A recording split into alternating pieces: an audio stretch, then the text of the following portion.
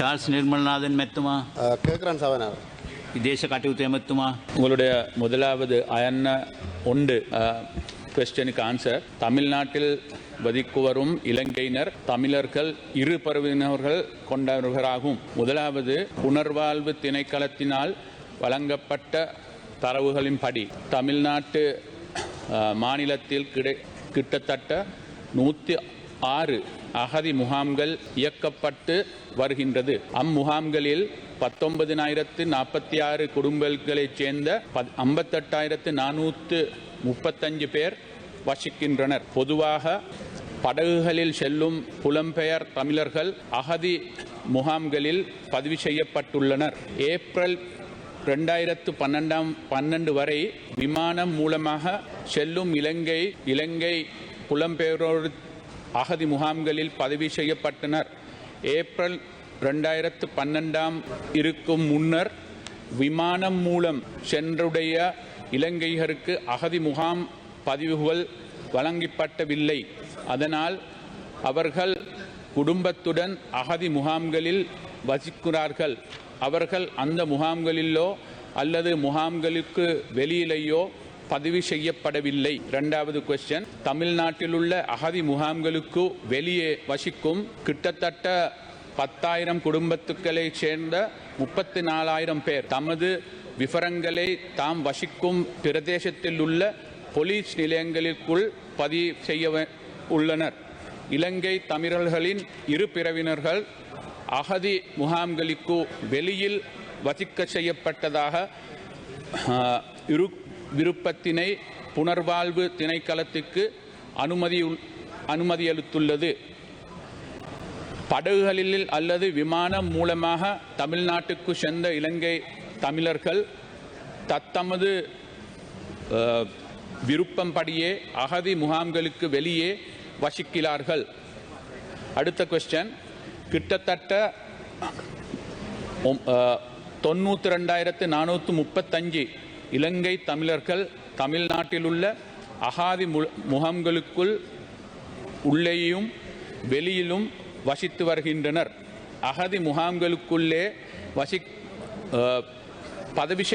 பதிவு செய்யப்பட்ட வசித்து வருகின்ற இலங்கையினர்கள் இலங்கை திரும்புவதற்கு விரும்பினால் தாமாகவே திரும்புவதற்கான விண்ணப்பங்களை முகாமின் அதிகாரிகளுடன் சமர்ப்பிக்கப்பட வேண்டும். மாவட்ட ஆட்சியர் டிஸ்ட்ரிக்ட் கலெக்டர் அவர்களுக்கு அவர்களது விண்ணப்பத்தையும் அவர்களது விவரங்களையும் கியூ பிரிவினர் உள்ளார் போலீஸ் நிலையம் மற்றும் அகதிகளுக்கான ஐக்கிய நாட்டு உயர்ஸ்தானகம் UNHCR ஆகியவற்றுடன் அறிவிப்பராம் என்றுதான் இதில் சொல்லப்படுகிறார்கள். Can you put the translation? If I tell you in English is better, otherwise it might take little time. Put the translation.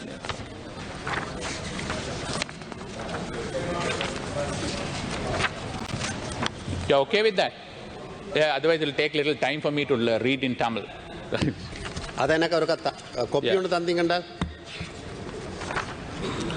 So just to continue that, honorable member, as I told,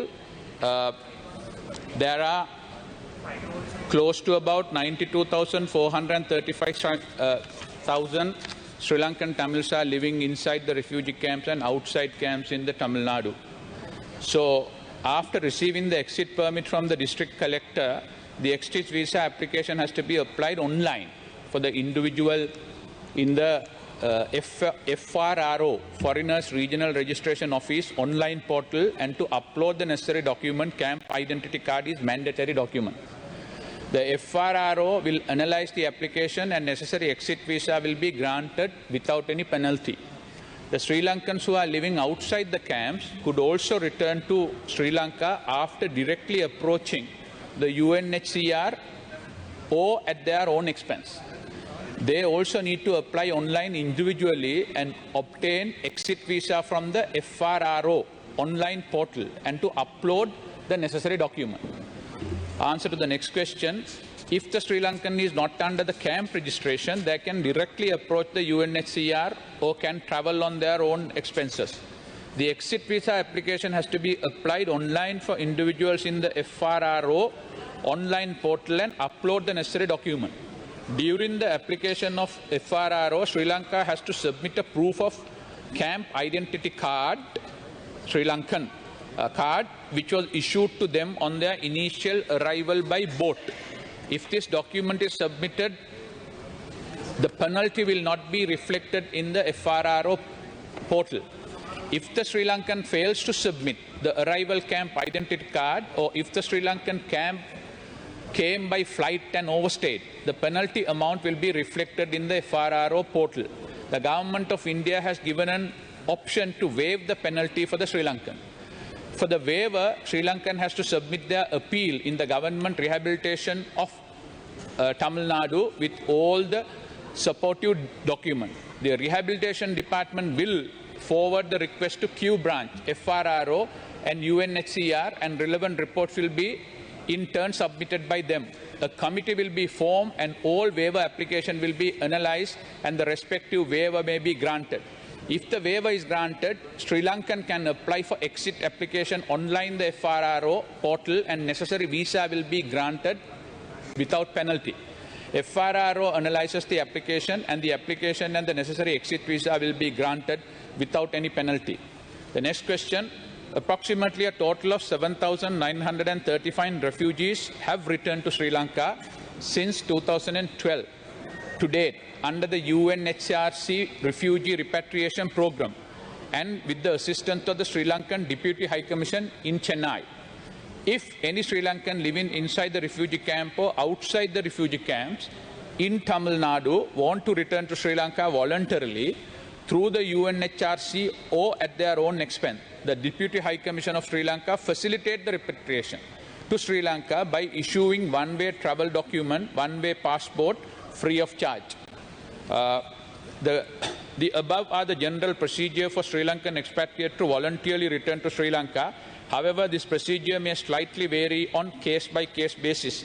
The Sri Lankan Deputy High Commission has informed that the repatriation to Sri Lanka through UNHCR was suspended from May 2022 to January 2023. Nevertheless, the repatriation process has resumed since February 2023 and totally 18 Sri Lankan refugees have been repatriated to Sri Lanka through UNHRC from 14 to 2023 to the 28 to 2023. Furthermore, 2 batches of UNHRC repatriation are scheduled for the 16 March 2023 and 21/3/2023, through which 18 Sri Lankan were expected to travel to Sri Lanka by the time we were preparing this answer. Now they have come to Sri Lanka. Then a committee has been appointed by the Secretary to the President to facilitate and expeditiously carry out the process of repatriation of Sri Lanka who stay in India as refugees during the recent 2 to 3 decades. Simultaneously, Minister of Justice has concluded a meeting on 8/9/2022 and 4/10/2022 with the participation of senior officials from the Ministry of Defence, Ministry of Urban Development and Housing, District Secretariat in Jaffna, Kilinochchi, Vaunia, Mana, Mullaitivu, and Ministry of Foreign Affairs, Consular Division Office for Reparation, for Office for Missing Person, Land Commissioner General Department, Immigration and Immigration Department, and Registration of Persons to identify and make recommendation to resolve the issues of the Sri Lankan refugees returning from India. Thank you. I will submit this. You can have a copy of it. கௌரவ அமைச்சரவர்களே, நீங்கள் கூறியவாறு 92,000க்கு மேற்பட்ட மக்கள் அங்கே இருக்கிறார்கள். அதில் என்னுடைய கேள்வி என்னென்று சொன்னால், அதில் தற்பொழுது பலர் விருப்பம் தெரிவிச்சிருக்கிறார்கள். முகாம்களில் இருக்கிற பலர் விருப்பம் தெரிவிச்சிருக்கிறார்கள். அதை விட வெளியால் முகாம்களுக்கு வெளியில் இருக்கிறார்கள் எப்படின்னு சொன்னால், அவையில் இந்தியாவின் விசா இல்லாமல் தான் அவையில் இந்தியாவில் இருக்குது. அவையில் இங்கே வாரதுன்னு சொன்னால் அவையில் இருந்த காலத்துக்கு 10 வருஷம் 15 வருஷம் 20 வருஷத்துக்குரிய அந்த விசா ஃபீ அவையில் இந்திய அரசாங்கத்தை கட்ட வேண்டியிருக்கு. ஆகவே இதில் ஒரு ஆக்கப்பூர்வமான ஒரு கலந்துரையாடல் நீங்கள் வெளிநாட்டுத்துறை அமைச்சர் என்ற வகையில் இந்திய தூதரகத்தோட இந்த கலந்துரையாடல் ஏற்படுத்தி அந்த விசா ஃபீ இல்லாமல் அவர்கள் விருப்பத்தின் அடிப்படையில் வர்றதுக்குரிய நடவடிக்கையும், மற்றது முகாம்களில் இருக்கிறார்கள் விரும்புகிறவர்களை இங்கே வருகிற போது கிட்டத்தட்ட ஒரு 20,000 மட்டும்தான் அரசாங்கத்தால் அவைக்கு வழங்கப்படுகிறது. அவர் வந்தவுடன் அவர்களுக்குரிய வசதிகள் செய்து கொடுக்கப்படாத காரணத்தால் தான் முதல் ஆரம்பத்தில் வந்தவர்கள் பிறகு அவர்கள் நின்றார்கள். ஏன்னா முதல் வந்த இடத்துல உடனே அவங்களுக்கு காணி வழங்கப்படையலை, வீட்டு திட்டங்கள் வழங்கப்படையலை, இப்படியான பல குறைபாடுகள். ஏன்னா அவங்க தொலைபேசியில் கேட்குறாங்க, நீங்கள் உங்களுக்கு என்ன தந்ததா? இல்லை, நாங்கள் இங்கே உறவினர் வீட்டை இருக்கிறோம்னோன்னா அப்போ அவங்க அங்கே இருந்துடுறாங்க. அப்போ எங்களோட மக்களை இங்கே அழைக்க வேண்டிய பொறுப்பு வந்து அரசாங்கத்துக்கு இருக்குது. ஆகவே ஒரு ஆக்கப்பூர்வமான கலந்துரையாடலை நீங்கள் ஏற்படுத்தி என்ன குறைபாட்டால் அவர்கள் வராமல் இருக்கிறார்கள்ன்றதை நீங்கள் அதுக்குரிய நடவடிக்கை எடுப்பீங்களான்னு நாங்கள் நான் இது போல் சொன்ன மாதிரி வாரவங்க எல்லாரையும் நாங்கள் வெல்கம் பண்ணுறோம். அவங்களுக்கு என்ன சப்போர்ட் செய்யணுமோ அதை கொடுக்குறோம். எங்களோட டிப்யூட்டி மெம்பர்ஸ் ஹை கமிஷனை அங்கே அதுக்கு தேவையான அத்தனை சப்போர்ட்ஸையும் கொடுக்குறாங்க. நீ அதே நேரத்தில் நான் இப்போ நேரத்தோட சொன்ன மாதிரி இலங்கைக்கு வந்தவங்களை அவங்களுக்குள்ள பிரச்சனைகளுக்காக நாங்கள் ஒரு மொபைல் சர்வீஸ் ஒன்று வச்சு லாஸ்ட் இயர் 2 தொருக்கா அவங்களுக்கும் தெரியும். அவங்களோட கதைச்சி என்னென்ன உதவிகளை செய்யணுன்றதை நாங்கள் டிஸ்கஸ் பண்ணியிருக்கிறோம். அதனால தான் நான் உங்கள்கிட்ட கேட்குறோம், நீங்கள் இப்போ உங்களோட டிஸ்ட்ரிக்டால் தான் பேசிக்கலி இந்த ஜாஃப்னா டிஸ்ட்ரிக்டால் தான் கூட வராங்க அந்த நார்தர்ன் ப்ரொவின்ஸ்லேருந்து. இப்போ நீங்கள் பிரசிடென்ட் ஒரு மீட்டிங் ஒன்று கால் பண்ணியிருக்கிறாங்க. கட்டாயமாக அதில் பேசுங்க, அதில் கதைங்க, அதில் உங்களுக்கு தேவையான இந்த சேவை எங்கள்கிட்ட செல்லுங்க. நாங்கள் சேர்ந்து வேலை செஞ்சு எங்களை மனுஷரை எங்கள் ஊருக்கு நாங்கள் அழைப்பிச்சு கொள்வோம். அவங்க இங்கேக்கு வந்து வாழணும், எந்த நாளும் அவங்களுக்கு ரிஃப்யூஜியாக வாழ இயலாது. நாங்கள் ஃபுல்லாக சப்போர்ட் பண்ணுறோம். அதே நேரத்தில் நான் இந்தியன் ஹை கமிஷனரோடையும் எக்ஸ்டர்னல் அஃபேர்ஸ் மினிஸ்ட்ரியோடையும் பேசி இந்த விசாவுக்கு தேவையான காசை பெனல்ட்டியை வேவ் பண்ணுறதுக்காக நான் அவங்களோட ரிக்வெஸ்ட் பண்ணுறேன். அது நாங்கள் ஓப்பனாக இருக்கிறோம் அவங்களோட மக்களுடைய ப்ராப்ளத்தை சால்வ் பண்ணுறதுக்கு. அதனால எங்களால் வேண்டியதை நாங்கள் செய்கிறோம். Thank you very much. කතනායකතුමා සමන් පිය හේරත් මැතිතුමා. කතනායකතුමා මට තප්පරයක් කතනායක ඔව් මගේ second question. You have asked 3 questions. No only one question. அமைச்சர் அவர்களே, இந்த நீங்கள் வெளியுறவுத்துறை அமைச்சராக இருக்கிறீங்க. நான் ஒரு கோரிக்கை ஒன்று வைக்க விரும்புகிறேன். யுத்தத்துக்கு முதல் வந்து தலைமன்னார்லேருந்து தனுஷ்கோடிக்கு தான் கப்பல் சேவை நடைபெற்றது. அது யுத்தத்துக்கும் பிறகு இல்லை. அந்த கப்பல் வார காலத்தில் கொழும்புலேருந்து விசேட ட்ரெயின் வந்து தலைமன்னாருக்கு வரும். ஆனால் தற்பொழுது காரைக்கால் காங்கேசந்துறை கப்பல் சேவை நடைபெறுவதாக செய்திகளில் படிச்சினான். அது உண்மையாக அது பொருத்தம் இல்லை என்றால் அது வந்து 56 கடல் மைல் தூரம், அங்கே மன்னாரில் வந்து 18 கடல் மைல் தூரம். நான் ஜனாதிபதியிட்டையும் எழுத்துப்பூர்வமான கோரிக்கை கொண்டு விட்டிருக்கிறேன். போக்குவரத்து அமைச்சரோடையும் கதைச்சினான். போக்குவரத்து அமைச்சர் சொல்லியிருந்தார், ஒரு முதலீட்டாளர் வந்து கதைச்சிருக்கிறார். அது சம்பந்தமான தலைமன்னார்லேருந்து தனுஷ்கோடிக்கு கப்பல் சேவை நடத்துவதற்கு அந்த செயல்பாடு வந்து இந்திய அரசாங்கத்தின் ஒரு சில தாமதம் இருக்கலாம் என்ற கருத்தையும் போக்குவரத்து அமைச்சர் சொன்னார். நீங்கள் இது தொடர்பாக ஒரு முயற்சி எடுக்க வேண்டும் என்றது என்ற கோரிக்கையாக இருக்கு.